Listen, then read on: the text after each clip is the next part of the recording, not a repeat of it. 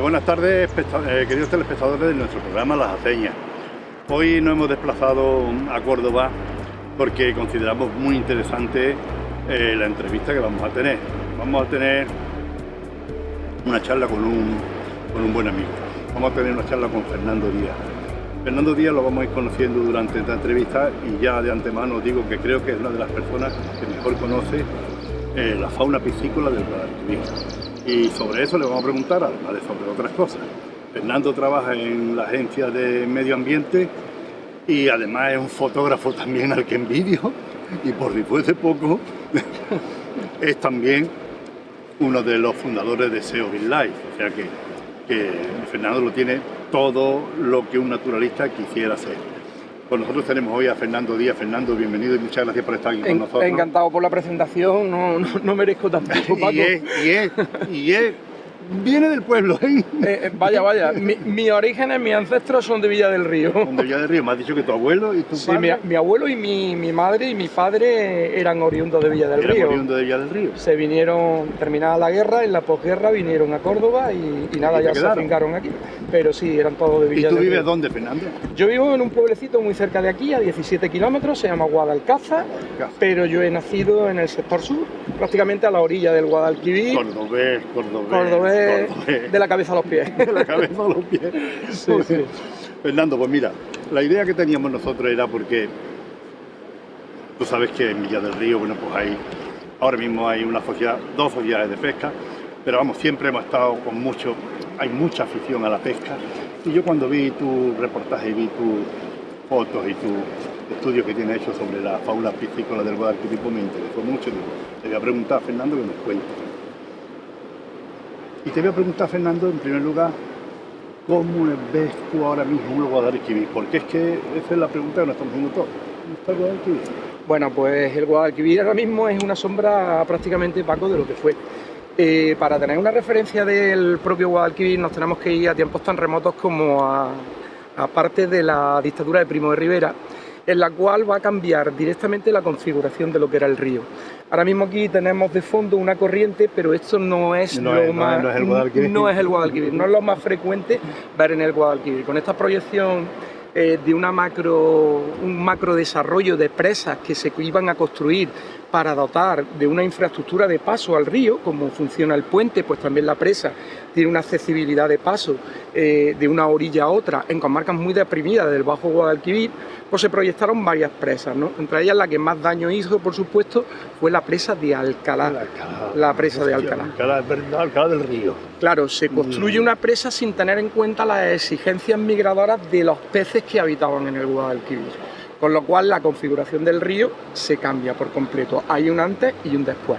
No solo fue esa presa, en Cantillana volvemos a tener otra, y más para arriba, muy cerca, en la comarca del Alto Guadalquivir, el embalse del Salto de Pedroba, que es de la misma época y está explotada pues prácticamente por las mismas empresas de electricidad que en aquel momento se llamaban Mengemor.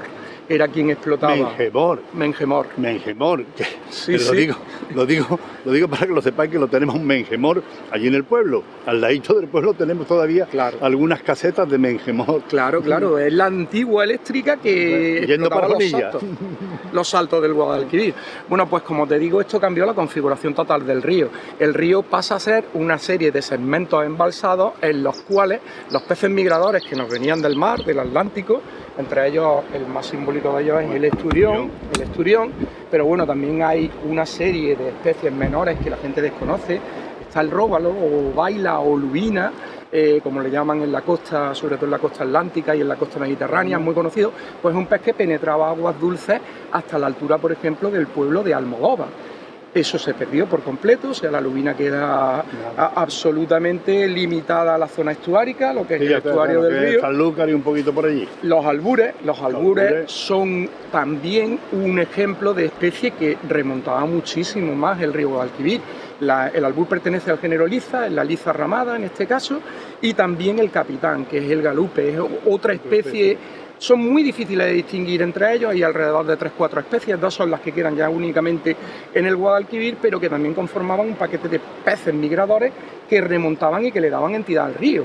Claro, todo eso absolutamente desaparece, los peces migradores acaban pues hundiéndose poco a poco, entre ellos otro de los emblemáticos es la anguila, que en este mismo momento cualquier cordobés debajo de los arcos del puente romano, que lo tenemos al fondo, pues en los años 60 era muy fácil capturar en muchos de los pozos anguilas, porque la anguila sí que supo despermeabilizar, por así decirlo, la presa de Alcalá y Calfuá. Había algunos restos de anguila que no sabemos cómo, pero subían por el lateral o por la misma escala de peces que se le dotó a la presa, que es una presa, o sea, esa escala para peces la veremos en la ponencia que voy a realizar en Pedro Abad, y veréis que a todas luces es insuficiente para un esturión, pero bueno, una anguila que soporta el estar fuera del agua, pues en un momento determinado se hacía más permeable, pero poco a poco eso es una distancia insalvable. Al final las poblaciones de anguilas se vinieron abajo y en el Guadalquivir solo nos quedaron como autóctonos barbos, bogas. Eso es lo que te iba a preguntar. Etcétera. ¿Dónde está el bordallo? ¿Dónde está la boga? ¿Dónde está el barbo, el jaramugo, el cacho, el cachuelo? ¿Dónde está? Muy bien, pues el último estudio que se ha realizado es por Carlos Fernández Delgado, que es un ichtiólogo de la Universidad de Córdoba. Trabaja, vamos, dentro de un grupo de trabajo que es el grupo de trabajo Afanio. Ha sido el que ha hecho los últimos... Afanio. Sí. Hace referencia al salinete, que es un pez también endémico de la cuenca del Guadalquivir y que se encuentra en la desembocadura. Bueno, pues Carlos Fernández lo que ha hecho ni más ni menos hacer un estudio reciente, un muestreo de qué eran las especies que todavía quedaban en el Guadalquivir. Bueno, y estas especies que tú me estás diciendo quedan revistas en los ríos mejor conservados. Es decir, de la cuenca del Guadalquivir podemos decir que la propia cuenca, o sea, lo que es el cauce del río, han desaparecido prácticamente todas. Sí, las poblaciones de bogas han pegado un bajón tremendo, las poblaciones de cachos, como tú dices también, y quedan relistos a los ríos mejores conservados, que son los que nos encontramos sobre todo en la margen derecha del Guadalquivir, lo que vendría Sierra Morena. Lo que es la parte de Sierra Morena. Lo que es la parte de Sierra Morena. Claro, los arroyos de campiña están peor conservados, pero aún así existen algunos arroyos de campiña que conservan verdaderas especies aún por determinar. Hay una especie de pardilla que probablemente en Guadalcázar, que probablemente sea una pardilla absolutamente diferente. Muy cerca de Villa del Río, en la zona del Jándula, está la pardilla oretana, que es una especie desconocida por pescadores. Es una especie recién descubierta y que esperemos que no le pase lo que a la bogardilla, porque la bogardilla también se descubrió y ha desaparecido. No tenemos ni siquiera cosas. ¿Y la colmilleja, Fernando? ¿Qué pasa con la colmilleja? La regolilla. La regolilla, como le dicen allí. Bueno, pues la colmilleja todavía mantiene poblaciones, porque es un pez bastante duro. Había muchas más, eso es lo que me va a decir. Es que no hay ninguna, allí en el Corcomé había muchas. Había muchísimas. Ya no hay ninguna. Pues sí, han disminuido mucho las poblaciones, pero todavía quedan lo que podemos considerar poblaciones sanas. Incluso un bicho tan tolerante que en Arroyo de Campiña lo llegamos a tener. El arroyo Guadalmazán, por ejemplo, que pasa por allí por la zona de Guadalcázar, este verano prácticamente se ha secado. Pues los charcones estivales, lo único que quedaban eran colmillejas, porque son peces un montón de resistentes a la anoxia, a la falta de oxígeno en el curso de agua. Pero bueno, sí, como todas las poblaciones de peces en general, han ido para abajo. Las que tiran para arriba son las alóctonas, que esas son otras. Eso es lo que te quiero decir. Vamos a ver, y ahora alóctonas. Porque ahora tú sabes que con la ley que ha salido, bueno, ley, decreto de tener que tirar, en fin. Tenemos la carpa. El lucio. ¿Qué más, Fernando? El black bass también. El black bass. Yo hago una distinción entre especies exóticas invasoras y especies que tradicionalmente, pese a ser introducciones, han estado con nosotros. Esto me ha granjeado mucha enemistad en el colectivo de conservacionistas en el cual, porque la carpa, ¿cuánto tiempo lleva? Claro. El tema de la carpa hay que asimilarlo mucho a lo que sería la gestión del ganado doméstico. El ganado doméstico, evidentemente, tiene un impacto sobre el medio, eso está claro. Pero nos planteamos acabar con la ganadería, por ejemplo, de ovinos en superficie, en extensivo, porque haga daño sobre los pastizales o porque alguna especie amenazada en un momento determinado. No, lo que tenemos que tener es cierto control de esas poblaciones de ovinos que van a pastar y a lo mejor hay especies vegetales amenazadas. ¿Qué es lo que pasa con esto? Que la carpa lo que está pidiendo ni más ni menos una gestión razonal, como la que se hace en el centro Europa. Tú lo sabrás, que hay masas de agua pues que están incomunicadas, que en un momento determinado... Y la utilizan para... Efectivamente, para recreo del de este. De hecho, hay un auge en la modalidad de captura y suelta, que es el carp fishing. El carp fishing, eso lo desconoce mucha gente del mundo conservacionista, pero es una evolución de una filosofía inglesa, al fin y al cabo. Porque esto de pesca, lo importan los ingleses y importan una cuestión que para mí era fundamental, porque yo que he sido pescador en el río, en mi época, en los años 70, 80, nadie soltaba lo que pescaba. Yo soy 80, pero vamos, yo todavía heredero de esa gente del río, ¿no? Tenían la costumbre, pues, que lo que pescaba a lo mejor, pues, mi padre, por ejemplo, lo dejaba en los bares de la zona. Claro. Y a lo mejor le daban algún dinerillo por los barbos. ¿Y tenca? ¿Hemos tenido tenca aquí alguna vez? Vamos, ha habido tenca, pero la tenca que ha habido dentro de la cuenca del Guadalquivir ha estado limitada en la provincia de Córdoba y, que yo sepa, a la zona de Puente Nuevo, porque hubo una piscifactoría en Puente Nuevo, hubo una piscifactoría de anguilas, de engorde de anguilas, cuya especie que tenían adicional de complemento era la tenca. Entonces algunas se escaparon al embalse de Puente Nuevo y por ahí pudieron bajar a la cuenca del Guadiato. Lucio, ¿eh? Lucio tenemos. Se introduce pero como consecuencia de la destrucción de los hábitats, que esto es una cosa bastante curiosa.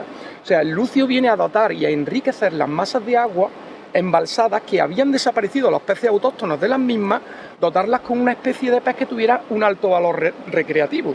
Esa es la intención de la administración. Entonces introducen al lucio en unas masas de aguas que antes no existían en la península ibérica. O sea, los embalses, cuando se construye el embalse, lo primero que hacemos es destruir el ecosistema entero. Y nuestras especies autóctonas son las que más dañadas salen, porque ellas son lo que se conoce en el argot ictiológico reófilas, es decir, amantes de la corriente. En el momento que tú paras las aguas, las embalsas y construyes un lago, lo que está favoreciendo es la proliferación de otras especies que están mejor adaptadas a esa situación. Entonces, el Servicio Nacional de Pesca Continental en aquel entonces suelta lucio y suelta black bass. Y se hacen las primeras sueltas de esas dos especies para enriquecer esa zona y tener un objeto de pesca deportiva. Una pregunta temerosa. Venga. ¿Hay siluro? ¿Hay pez gato? Siluro hay y pez aquí. Ay, madre mía. Vamos a ver, siluro aquí todavía no lo hemos constatado, pero yo creo que no tardará en llegar.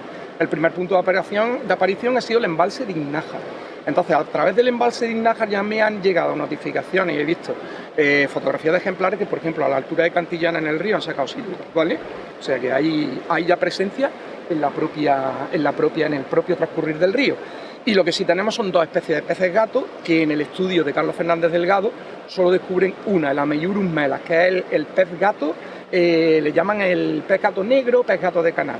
Pero también nosotros tenemos otra que nos ha llegado y esa sí que está presente aquí, porque el pez gato parece ser que la presa de Peñaflor ha detenido la proliferación. Pero sin embargo, el otro pez gato, que es el Ameiurus puntatus o Ictalurus puntatus, claro, porque nos viene de la cuenca del Guadiato, está presente en el embalse de Puente Nuevo, entonces ha llegado y ha entrado. O sea. ¿Y anguilas? Anguilas siguen existiendo un pequeño stock, pero hasta la presa de Alcalá. Ya está. O sea, aquí sería incidental o accidental capturar una anguila, que las hay. Por ejemplo, en el embalse de Puente Nuevo ya te he dicho que había una factoría de engorde de anguila. Algunos de los ejemplares que quedaron atrapados allí, pues aún algún día dan la cara y sale algún ejemplar de anguila. Pero vamos, sin futuro, porque la migración de la anguila la lleva al mar de los Sargazos y si no tiene conexión con el mar de los Sargazos no hay nada. Y otra cosa, Fernando, ¿qué es lo que tenemos que hacer para que el río, porque el río se supone que está contaminado? Sí, se supone. Se supone. ¿Qué tenemos que hacer? Bueno, además de las labores agrícolas. Efectivamente. El principal foco de contaminación hoy en día del río son las prácticas agrícolas, las malas praxis agrícolas, por así decirlo. O sea, hay una cantidad de productos fitosanitarios que conllevan su manejo para el olivar y para otros cultivos, y eso al final por lisiviación, a través de los arroyos, acaban en la calidad del agua y acaban alterándola, y nos sorprenderíamos de la calidad del agua. No obstante, la calidad del agua hoy en día es bastante mejor que en los años 70. Y te explico por qué. Porque en los años 70 sí había una proliferación de una industria. Aquí había una industria en Córdoba que era la Europapel. Claro. Y todos los residuos. Claro, iban, se supone que tenía un filtro, que tenían una depuradora, pero yo he visto aquí mortalidad de peces que incluso aquí en Córdoba, en donde estamos, no recuerdo si fue el año 73-74 o quizás fuera el 75, vino el año la peste, le llamaron, porque murieron tal cantidad de barbos y se acumularon en la orilla. Esto fue por una alperchinada, ¿eh? Esto no fue por la Europapel, pero se conjugaban los dos factores. Y bueno, la gente del barrio pues era insoportable la vida directamente. Entonces, Fernando, ¿qué hacemos con las nuevas generaciones? Bueno, pues lo que nos queda es, fíjate lo que te digo, Paco, es intentar conservar lo que tenemos, crear verdaderos santuarios fluviales en los sitios en los que no existen estas especies exóticas invasoras y en que afortunadamente todavía el tránsito de peces migradores, porque hemos hablado de la migración del mar al río, pero también existe una migración que se llama potádroma y que la practican tanto los barbos como las bogas, es decir, del río al arroyo limpio, del embalse al arroyo limpio. Si ahí le ponemos trabas innecesarias, entonces nos estamos cargando. Eso es lo primero que tenemos que hacer, liberar de obstáculos aquellos sitios que sea totalmente innecesarios para facilitar la migración de estos peces. Y por otro lado, lo que tenemos que ayudar es a convivir tanto pescadores como conservacionistas con especies que son de facto. O sea, especies de facto, te digo una cosa, el alburno será incapaz de ser erradicado. El alburno ha sido, eso es imposible, eso el que es pescador deportivo lo sabe, la mayoría de las capturas en invierno son alburnos. Bueno, por lo que tenemos que concienciar sobre todo y trabajar con la Federación Andaluza de Pesca en este sentido, que a mí no me parece una barbaridad, hay gente que se rasga las vestiduras, pero cuando se organizan selectivos, cuando se organizan campeonatos, cuando se organice cualquier tipo de actividad por parte de la Federación, captura y muerte, que no pasa nada con esos alburnos, y intentar controlar esas densidades de alburno.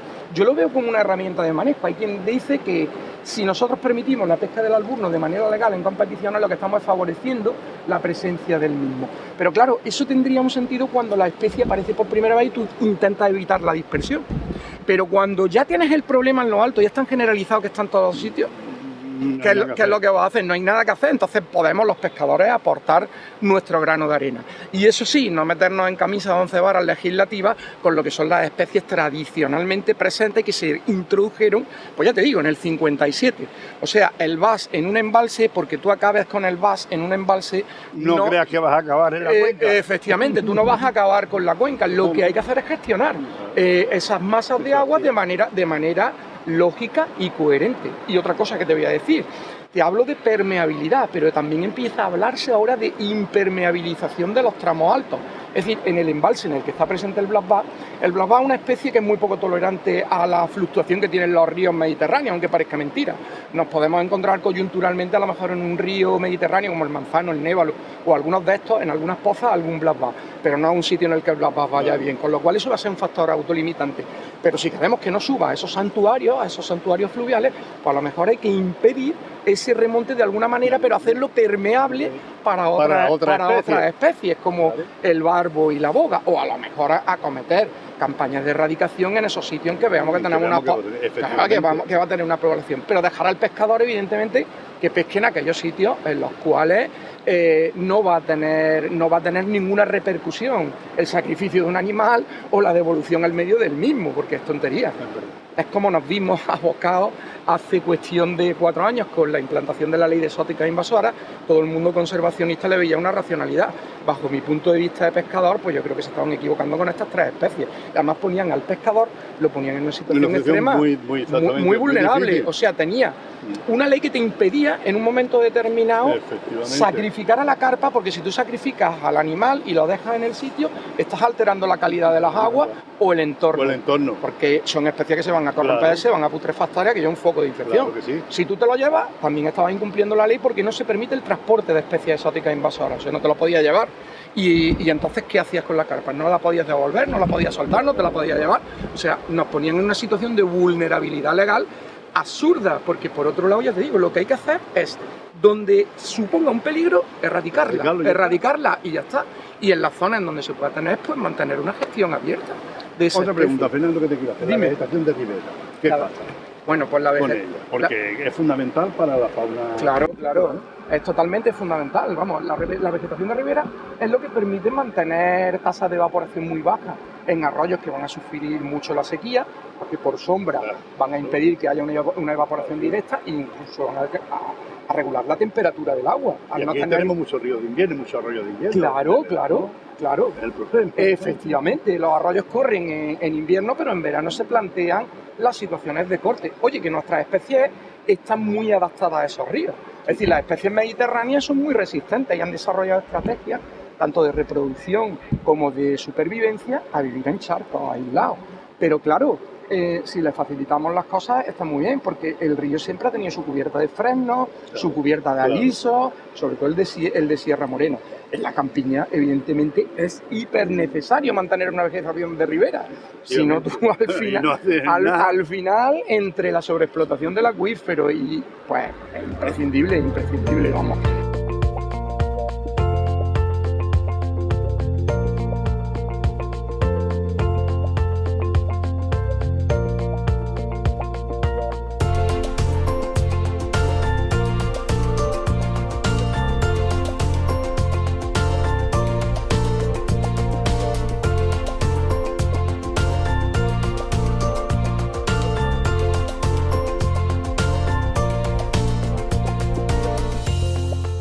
Venga, pues aquí tenemos también a nuestra compañera Miriam, que al igual que Fernando están los dos en SEO Live, y los dos quiero que me habléis ahora de pájaros, porque sé que los dos sois, bueno, Miriam ya ha hecho ya entrevistas y hemos charlado todo lo que tenemos que charlar, pero Fernando sé que es otro.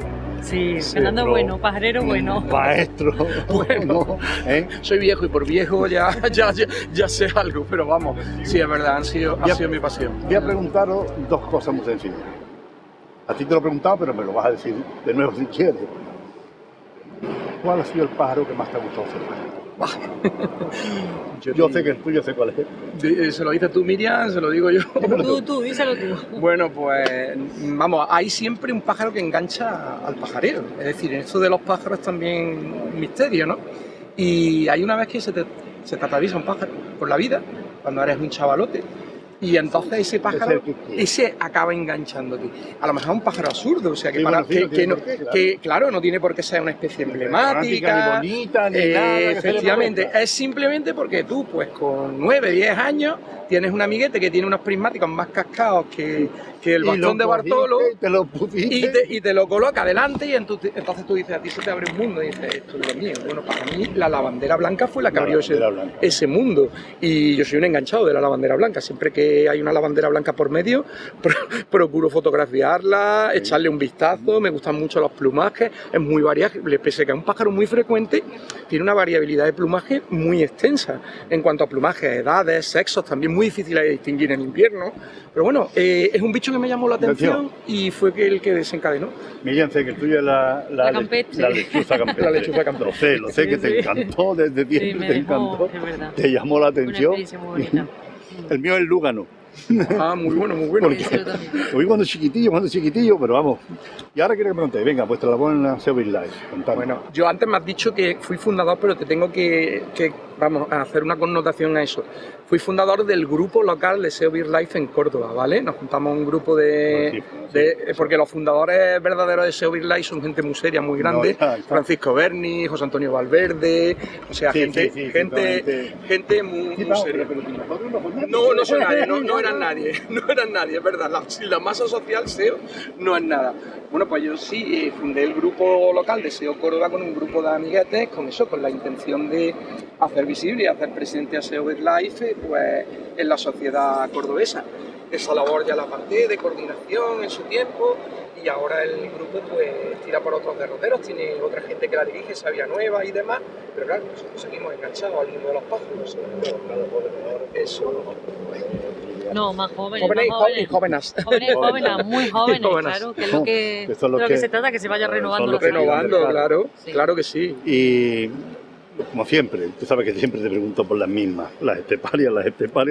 Ay. Fernando, ¿qué pasa con las esteparias? Las esteparias, Miriam sí que... Miriam ya me ha contado que está la cosa... Bueno, la cosa el tema de las esteparias tendría una selección muy sencilla, la verdad que sería muy sencilla, pero lo que pasa es que por medio tenemos una política agraria comunitaria que no va a favorecer en nada la presencia de las mismas, y unos sistemas de agricultura que son feroces, o sea, la implantación de muchísimas hectáreas de olivar, pérdida de hábitats para especies emblemáticas como la butarda, el sisón, eso ha sido nefasto, además hectáreas y hectáreas y además con una locura en un momento determinado. Y la utilización de pesticidas, de lo que son productos fitosanitarios de manera exagerada, y luego para especies como el cenizo, el tipo de cultivo en el que se saca rentabilidad son cereales de ciclo corto que hacen que cuando se vaya a segar está el pollo en el nido, o sea que es una conjunción que la solución para las esteparias pasa por tener un consenso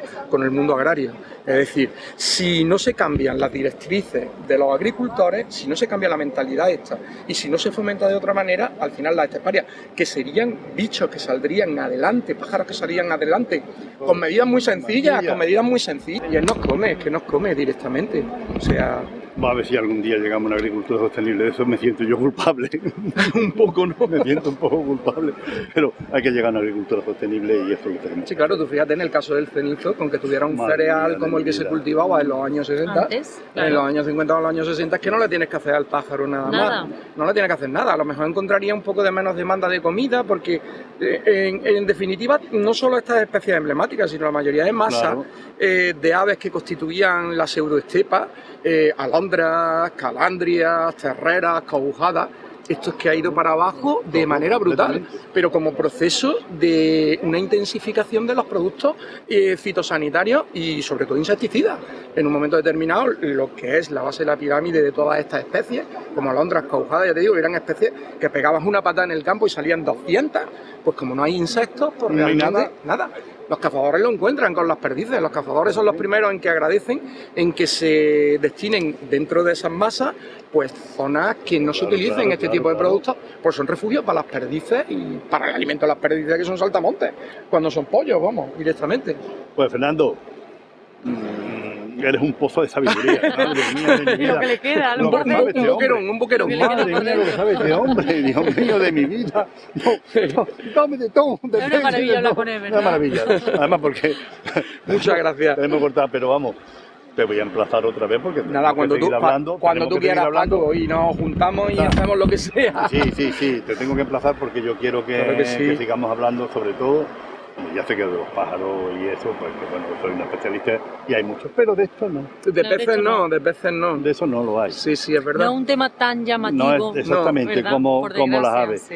Y este tema es un tema muy preocupante porque si el río muere, claro, detrás vamos nosotros. Bueno, incluso los pájaros dependen. Hay una masa de especies que se alimentan, que son ichtiófagas, se alimentan de peces. O sea, tú fíjate que el alburno, que ha sido un impacto ecológico de manera brutal en aguas abajo, sin embargo, aguas arriba, para la comunidad de especies piscícolas, ha supuesto un maná.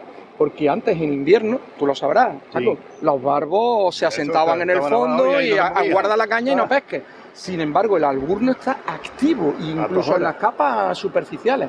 Eso ha modificado pues, que martines pescadores tengan alimento, que los cormoranes se alimenten exclusivamente de alburnos, muchos de ellos, que las garzas reales, las garcetas, incluso he llegado a ver caza o pesca, en este caso cooperativa, entre garcetas comunes y cormoranes. Los cormoranes los acosan en la lámina de agua y las garcetas, que los espantan a los propios alburnos, los esperan en la orilla para darles caza en el rango que ellas sí tienen acceso, que sería el rango de orilla. Eso es un espectáculo que se puede ver a muy pocos metros de aquí, vamos, en la zona de Casillas, que está muy cerca, vamos. Un pozo de sabiduría, ya lo he dicho. Bueno, Fernando, muy bien. Encantado de haber estado contigo esta tarde en este entorno tan maravilloso como es la visita a Córdoba y el río, hola, era río. Que tiene una vida aquí, Y muchas gracias por todo. Estás invitado a nuestros próximos programas. Ya mismo tenemos que hacer otro y tenemos que hacer los foros de medio ambiente. Muchas gracias. Así que, pues venga, muchas gracias, Paco, por estar aquí. Venga.